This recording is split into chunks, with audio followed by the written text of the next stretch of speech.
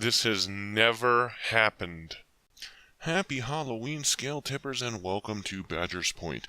You'll notice the name change, and that is thanks to Naked Ape helping me with my branding a bit, so I want to give a big thanks to him. I also want to throw a little bit of a thanks towards Bearing and Sugar Tits for the encouragement and help that they have given in the getting started process of this channel. So anyway, let's get on to this holiday Halloween special. That's right, I did say holiday special. I missed the concept, so I am bringing it back.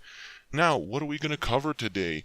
As we saw at the very beginning of this video, we are going to cover Halloween myths like razor apples and poison candy. We're going to cover Halloween news to piss you off, and then we're going to cover some trivia, and maybe I'll ramble a little bit about Halloween movies that I like, or anything else I feel that can be tacked on to this video which falls into the holiday Halloween special genre. Now, let's get going with Halloween news to piss you off. The first is a video from the Young Jerks, or Young Turks, whatever you want to call those douchebags, in which a comedian called Alonzo Bowden says that you should have violence enacted against you for Halloween costumes that are offensive. Okay, first of all, this motherfucker looks like a discount goddamn John Witherspoon, which if you're not sure who he is an actor that has played in several very iconic movies, most notably the Fridays franchise, as well as playing Robert Jebediah Freeman, aka Granddad from the Boondocks series. So look, discount Granddad, you're fucking saying that we should be hurt for hurting people's feelings. We should be hurt for political wrongthink. You know who else says that? Fucking ISIS. So, good job there, douchebag. The next is a USA Weekly article in which Hilary Duff and her boyfriend Jason Walsh are slammed for a Pilgrim and Native American couple's outfit. Apparently people got their fucking knickers in a twist over this bullshit. You know what? If you are upset by a Halloween costume, you are a pussy. I mean, how fucking weak do you have to be for words to hurt you, or a sight to hurt you? Oh no, somebody did something you don't like. Get the fuck over it. However, that's the only type of thing that I'm going to cover that could piss you off today. At least I hope it's the only thing that'll piss you off that I'm going to talk about, because I want to bring the mood up and let's have a little fun. So let's go on with the tainted or tampered with candy. As I was showing in the very beginning of this video, that doesn't happen. It just doesn't.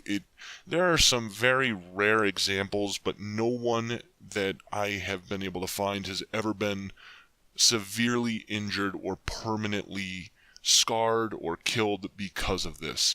When it comes to pins, needles, and razor blades, yes, they have been found in candy or apples, but they have not actually been traced to strangers.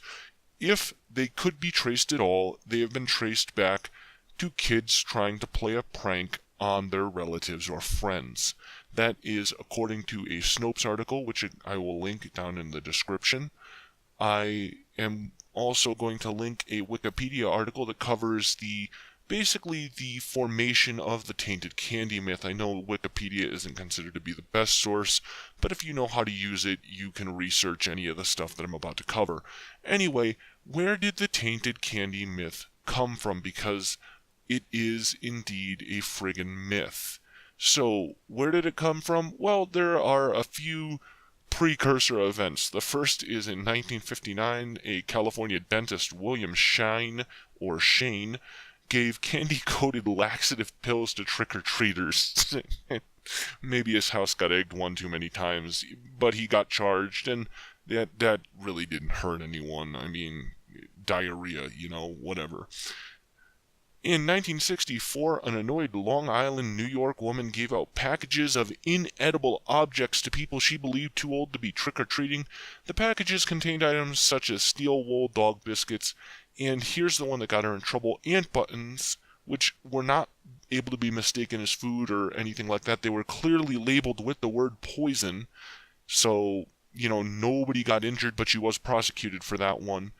Anyhow, that's more her, this crap isn't edible, fuck off, I don't think you're young enough to be doing this, which, I mean, how far below handing out goddamn raisins to people on Halloween is that, really? And then the final milestone was a New York Times article in the 1970s which said, "Those Halloween goodies that children collect this weekend on their rounds may bring more horror than happiness," and provided examples of potential tampering. Potential, not actual tampering, potential tampering. So it is all fear-mongering, folks. It is safe to go out there, get your candy, stop killing Halloween for kids. Now, yeah, take some basic safety precautions, but Jesus Christ, do not get so fucking spun up about it. Alright, again, even lighter mood. Now let's get on to some interesting facts and trivia. So, first of all, what can we call this day other than Halloween? We could call it Samhain, which is really thought to be the original festival that kicked off what we know as Halloween. We can also call it All Souls Day, All Saints Day, Hallowmas, or pretty much anything you want. Let's just get out there, have some fun, and have a good time. Now on to some trivia. 8 super weird things you didn't know about Halloween. This is an article by the Huffington Post. I'm just going to read a few of the ones that actually interest me. Originally, you had to dance for your treat. This practice was called mumming or guising. I guess we need a trigger warning for the feminists there, because it's guy-zing instead of people-zing, or whatever the hell you'd want to call it. Anyway, you had to dance to get what you wanted. You'd go door to door begging for treats and coins, and you had to do a little dance to get it. Halloween is more Irish than St. Patrick's Day, and that is because, as I said, the Celtic festival Samhain, the Celts were an early Irish people. So, that's an interesting fact in and of itself. St. Paddy's Day is more of a American-Irish tradition, whereas true Irish tradition would lean more towards something like Halloween. During the earliest Halloween celebrations, you would have worn animal skins and heads. Yeah, it's prior to the time of synthetic materials, eh? Probably more comfortable nowadays. Jack-o'-lanterns were originally made out of turnips, beets, and potatoes, not pumpkins. I am so glad that we have pumpkins to use now. They are much easier to carve because turnips are fucking... You might as well try and carve a goddamn rock. But anyhow, yeah, speaking of pumpkins, they come in many, many different colors, including white and blue, so they can lead to some really, really interesting designs. And look in my description box for my other social media sites. If you want to share some of your interesting pumpkin carvings, that would be awesome. I love that sort of thing. And Halloween actually has a tradition of being a time to use divination to find your soulmate. Bobbing for apples was used to try and predict future romance, as was it was also called cabbage. Halloween was called Cabbage Night, rather, and that was because cabbage stumps would be used by young women to try and predict their future romance. That is really interesting, and it's actually a Scottish tradition. And now we're going to move on to a website called HalloweenWebsite.com and a few tidbits from there. The first is Tootsie Rolls were the first wrapped penny candy in America, which I think is great. I still love those things.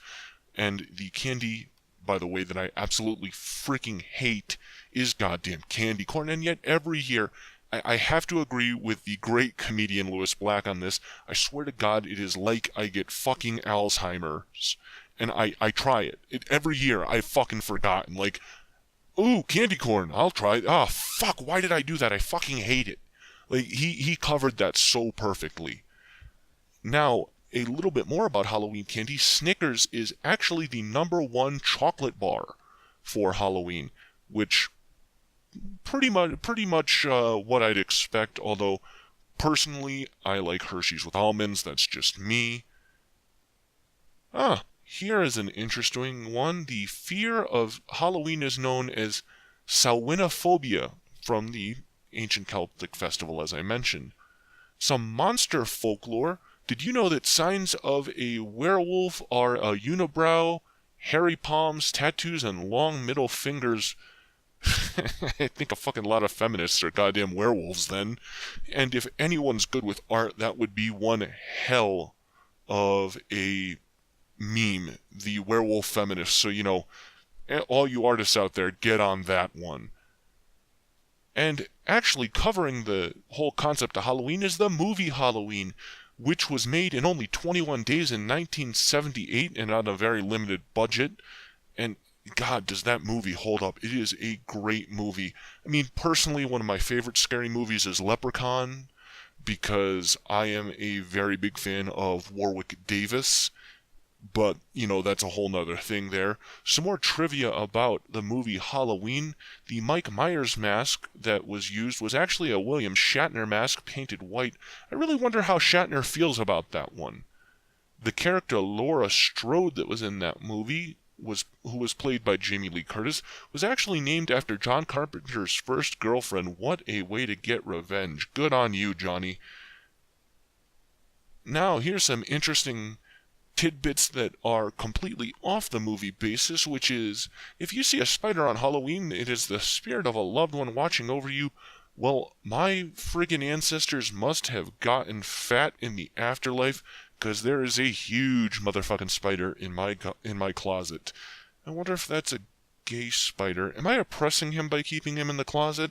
What do you guys think? Anyhow, that's a little bit of an interesting tidbit. And here's a creepy one. About 1 in 4 autopsies have a major disease discovered which was previously undetected.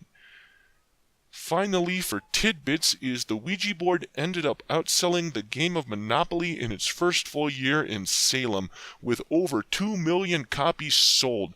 That's pretty cool, and I will tell you I'm a bit of a superstitious guy. I do not fuck with Ouija boards, and that is because I happen to know, or rather my family happens to know, Ed and Lorraine Warren, the ghost hunters. We've known them for a very long time, so I do not fuck with some of that superstitious shit. Now, to close this off, we are going to cover some of my favorite Halloween movies. The first, as I said, is the Leprechaun series. I absolutely adore Warwick Davis. That man inspired me with his role in Willow, so it's natural that his acting in freaking the Leprechaun series, it scares the shit out of me. Like, I am not afraid of Chucky, I am not afraid of Freddy, I am not afraid of Jason. No, the Leprechaun scares the shit out of me. Then there is, of course, the Halloween series. That's always a good one. And finally, the Friday the 13th series. Those are my top 3 movies that I love to watch this time of year to scare me. Now, on a lighter note, my favorite lighthearted or kids-style Halloween movies are Hocus Pocus and Halloween Town, both Disney Channel specials, both movies I really, really enjoy. Anyway, I hope you enjoyed my first try at a holiday special. And remember, get out there, have some fun, and there is nothing to be afraid of tonight. And that's the Badger's Point.